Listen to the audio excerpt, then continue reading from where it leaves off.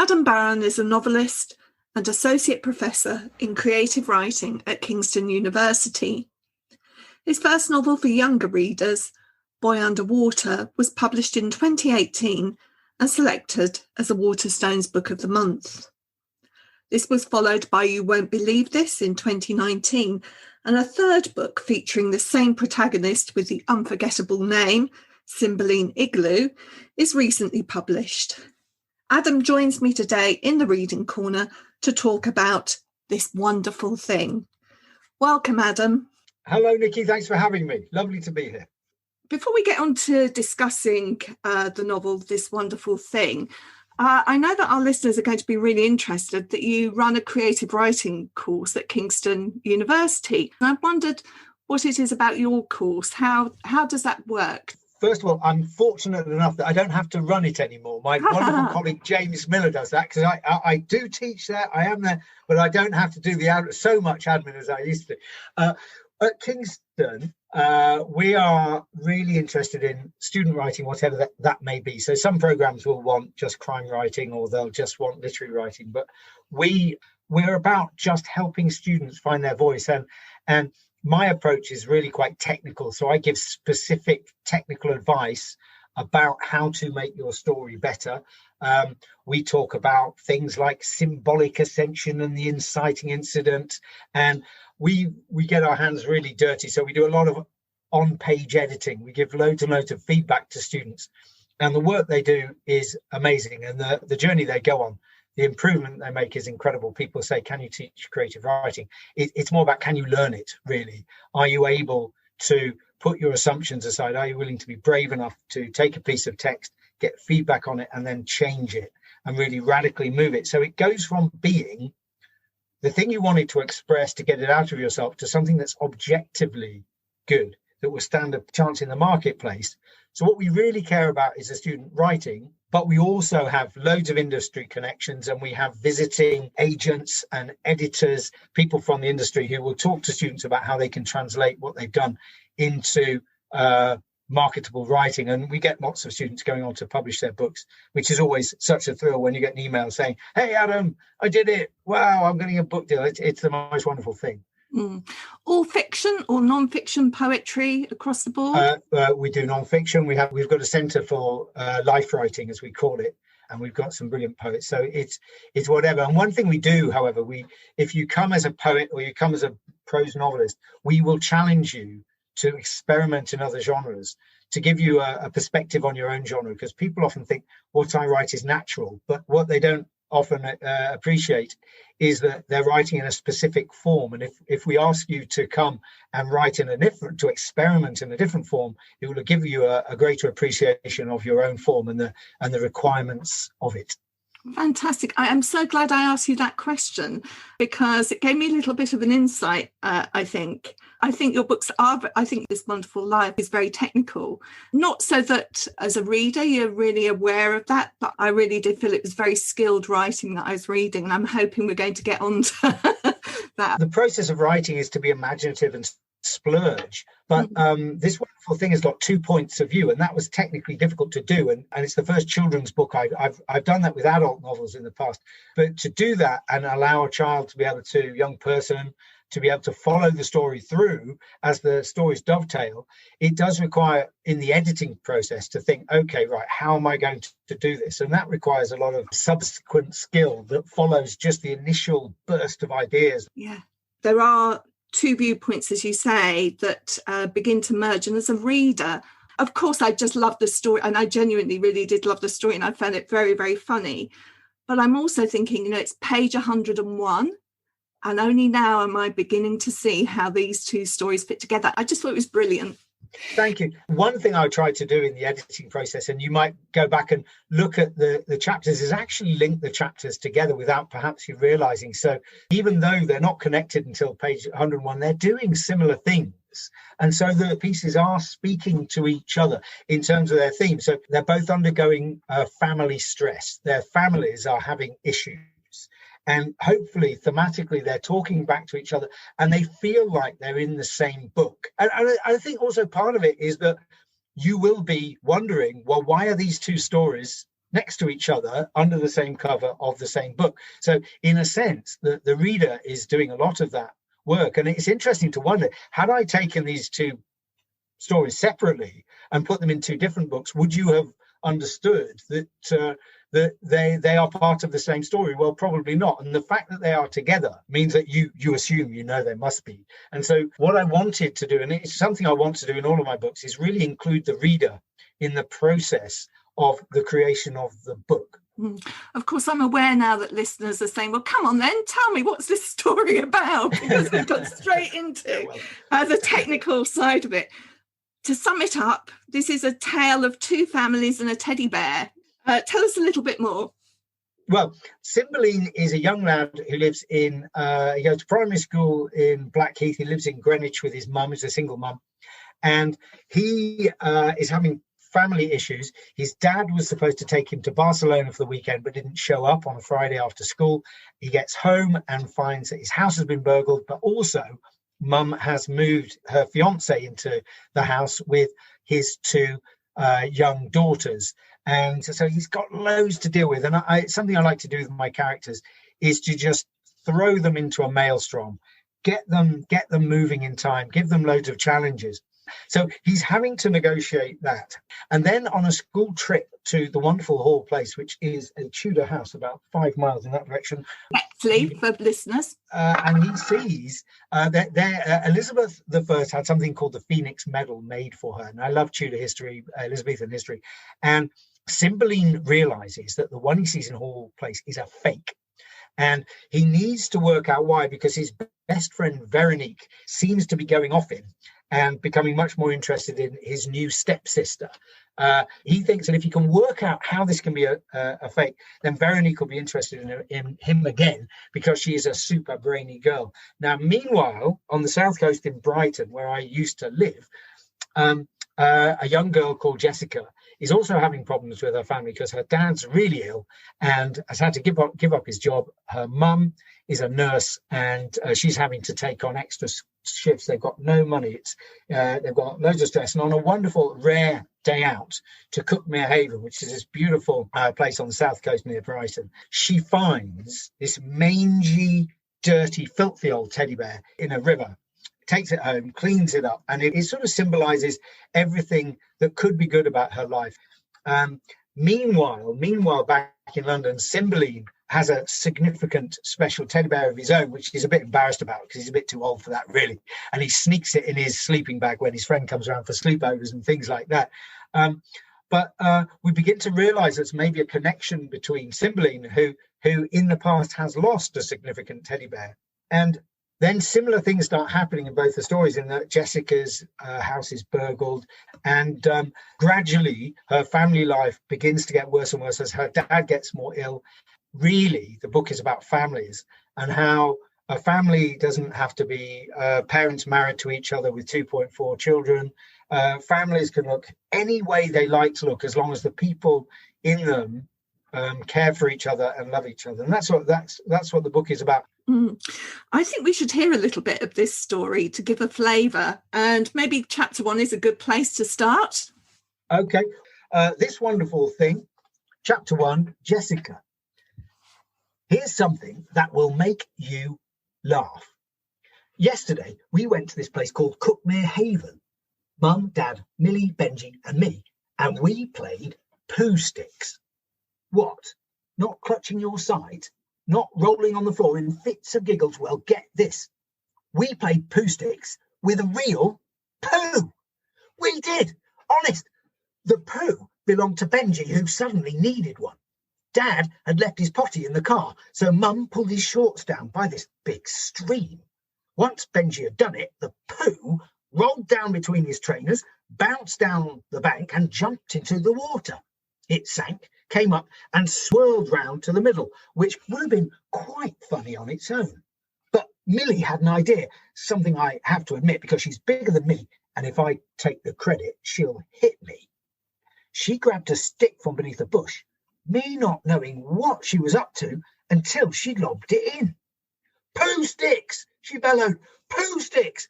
We're playing poo sticks with poo and sticks, I shouted as I grabbed one too and bunged it in after. We're playing poo sticks with poo and sticks. And we weren't the only ones. Mum said, girls, and stop that. But Dad clearly didn't think that girls applied to him. He grabbed a stick and chucked it in as well, leaving Mum to tut and wipe Benji's bum as the 3 sticks and poo began to move. Now, we'd done what most people do when they're playing poo sticks. Cheat. Millie had thrown her stick in front of the poo. I'd thrown my stick in front of hers, and Dad had thrown his in front of mine. But it did not matter. While our sticks turned in circles or got snagged on weeds and reeds, the little brown ball from Benji's bottom overtook them all. Pooh! Millie shouted, jumping up and down on the bank. Is really good at poo sticks. Not all poo, I shouldn't think, Dad said. Good job it wasn't a sticky poo. And if you're not laughing now, forget it. Well, Benji wanted to know what the fuss was about, so once he was bum wiped and dressed, Dad hoisted him up onto his shoulders. We all ran along the bank, Mum still not that amused as Millie and I shouted, "Go sticks!" while Dad and Benji shouted, "Go poo!" And some bird watchers looked on in shock. Mum was even more embarrassed when all the sticks got jammed up on some stones and Millie, who had Crocs on, ran into the stream. "What are you doing?" Mum yelled. Millie had pulled her dress up and was holding it in place with her chin. "I can't let him win," Millie said. She's super competitive. "Sticks are useless." But Mum bellowed so loud that Millie got out without doing her own poo, and we had to watch Benji triumph. Our sticks soon far behind as the poo, almost as if it knew it was in a race, sprinted on. It swept beneath a footbridge. It wobbled past a few ducks which some other bird watchers were looking at. It began to go so fast that we could hardly keep up. Benji almost hoarse from shouting and Dad panting to keep up with Millie and me. Then the stream got wider. There was a beach up ahead. The water was shallower and the poo started to skip, hopping out of the water as it leapt over little stones and round small boulders. It was hard to see, then more so as the sun burst out and made the water all sparkly. "We're going to lose the poo," Millie shouted, urging me to go faster. We stumbled on, thinking it was gone forever, until Millie caught sight of it. She pulled me by the arm and we sped up just in time to see the poo roll out of the stream and onto the beach in front of us. We stared down at the poo in awe and respect. It didn't even look tired. "Olympic standard," Dad said, puffing to a halt beside us, then coughing. He's been having some problems with his fitness recently. "Olympic standard poo." "Let's do it again," Millie said. "Let's go back, only the poo belongs to me this time." "You pick it up then," I said, and because Millie wants to win stuff so much, I swear she would have. But Mum arrived, really cross now, hissing at Dad about being poorly recently and how he wasn't supposed to run, as she scrambled around in her backpack. She pulled out a nappy bag, scooped the poo up and marched off towards a bin. Millie sighed and I was disappointed too, turning back to see if any of the sticks had made it that far. Maybe I'd come second, or first poo stick made of stick, not poo. When Millie realised what I was looking for, though, she spun round too, both of us shielding our eyes until the sun went in, which is when I saw it, in the water. My eyes just settled on it and I stared, blinking, sort of calm inside, as if, for some reason, it had wanted me to find it. Not a stick or another poo. No. I saw the thing that would change our lives forever. Da, da, da. I have to admit, my 10-year-old brain is still laughing at all the poo in there. Can I just say, Nikki, never leave your 10-year-old brain. Why should you? Wonderful rhythm to that chapter as well, and the way that it comes together at the end. But you wanted to tell us where the idea came from. So I wrote Boy Underwater, and I have a very respectable lawyer friend called Kate, And I went around to her house for dinner, and she just read Boy Underwater. And at the end of Boy Underwater, Cymbeline loses something. He loses a teddy bear. And Kate loved my book, but she said, under no circumstance do I accept that. There's no way that it's gone. And I suddenly had an idea. I had an idea for the whole book. It was amazing. It occurred in a flash. So I've dedicated this book to Kate, but also I write poems for children. And I read some at Oxford High School, and I read a few of my poems, but I wrote one about poo, and the place just fell about, Nikki. And on the way home, because I've been thinking about how can I start this, and the words poo and poo sticks came to me. So that's where I got the idea from. I have to say, it's probably the most mentions of poo in one chapter ever. You just well, I hope so. I would like to know that. I'd like to get the world record for that. A couple of things that I wanted to ask you about. So the topography of the story, I just wondered whether that was really important to you, that the worlds that you write about are set in real places, because they feel very three-dimensional then when you're writing about them. It comes the other way around, actually. I don't think anybody can write unless they're inspired by setting, because story ideas come out of setting. That's where they come. You can't write a scene like the first scene that I wrote unless you're by a river and by the sea.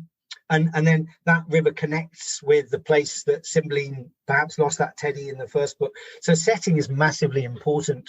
I don't try to find story ideas and think, okay, this would be a good book to set there. The story ideas come from the sense of place. That's how it works. Mm-hmm. And so my advice to writers is never turn down a chance to go somewhere new, because who knows, 5 years later, you might think, oh, and this setting might just come into your brain. Interesting.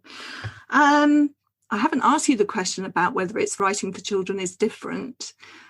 I felt there was no condescension in the writing whatsoever, and I felt that as an adult reader, I was being treated to your observation just as much as if I was reading an adult novel.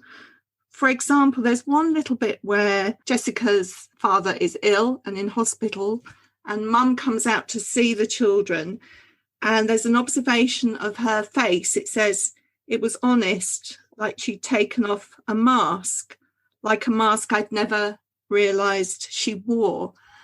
I'd never had that thought before, that parents do almost always constantly have a mask on when they're with their children. And there's this sudden moment of honesty, if you like. There's no condescension to a child reader. I imagine that would be the same if you were writing for adults. Well, I think there's two things I'd say to that. First thing, it's all about point of view. So choose a point of view and be utterly truthful to it. So that is the first time in her life that her mum has spoken to her with utter honesty. She says, look, your dad is really ill.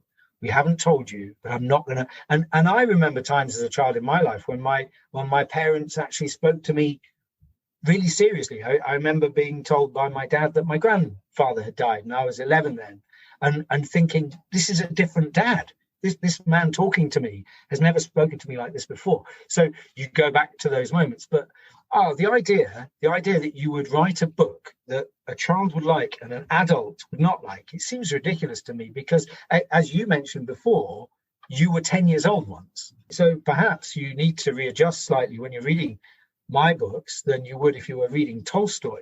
You go back to that part of yourself that is younger and more naive. But I don't think there's anything wrong with that. And I think it's very healthy for people to read books that are aimed at children as adults. And the ones I really like, I forget I'm reading a children's book, I'm just reading a book. I think there's something really important in that. It's not about children being in the story. It's something about point of view. There's something about about being honest to that point of view rather than writing what you think children want, which actually sometimes ends up being very patronising. Yeah, I couldn't bear to do that. And so the first chapter there is funny and it's all about poo. There's some very serious things happen in this book.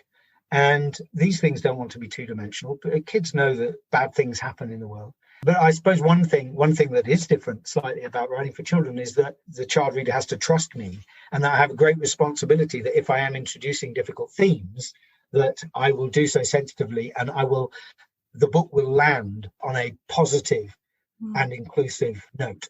I think, that you can write about almost any subject.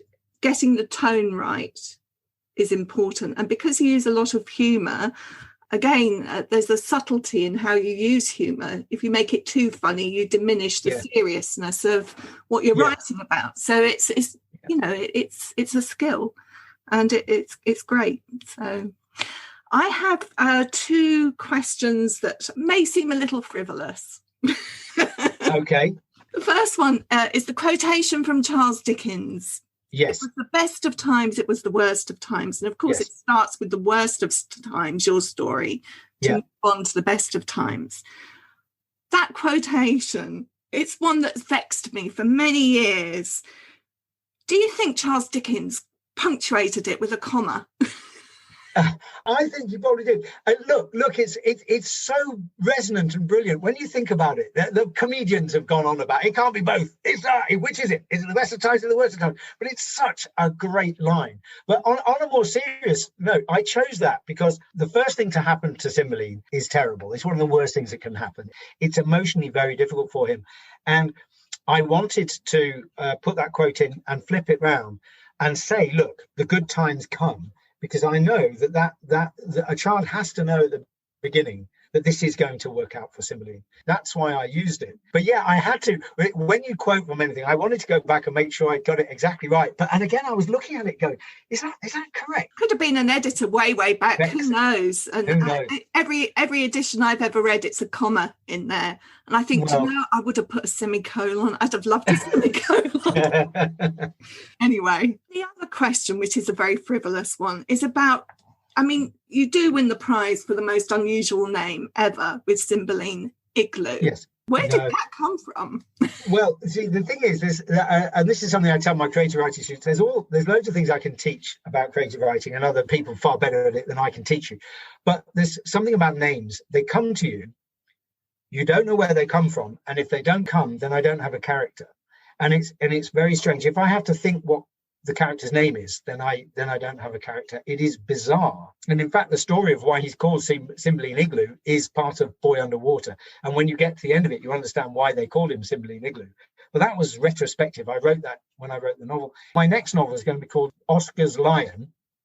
And he's Oscar. He's just Oscar. There's no way I can choose his name. It's not up to me somehow. Because naming is also quite an important part of this novel, isn't it? It's what do they, I mean, some of the names, what Mrs. Banana Toes, the toy that isn't yellow, doesn't yeah. Well, sometimes you just imagine if you have children or you have friends, imagine them being called something else. You couldn't be. It's bizarre. And the naming of the special teddy in this turns out to be quite important as well. The teddy of most extreme importance. Yes. Just to prove that this isn't something that you can manufacture, really, because Cymbeline Igloo, it's about the sound, the rhythm just feels right. You know, it feels like something that came naturally. So I thought, well, you know what? I wasn't sure. I thought maybe you had done that thing of playing a game and you'd put some names there and some different types of housing and seeing what came. So I tried it. And it just shows you how rubbish it is when you do. Oh, go on, let's have some examples. So I did all these strange kings' names, like, so I had Canute came out. Canute came out with condominium. Canute Condominium. I like him. He's like a real estate tycoon in Florida. He owns this mansion and an alligator comes in and eats him at some point, I think. Maybe it does work then. I think it does. I'm having him. Forget you said that. He's now my character, Canute Condominium. I love him. Brilliant.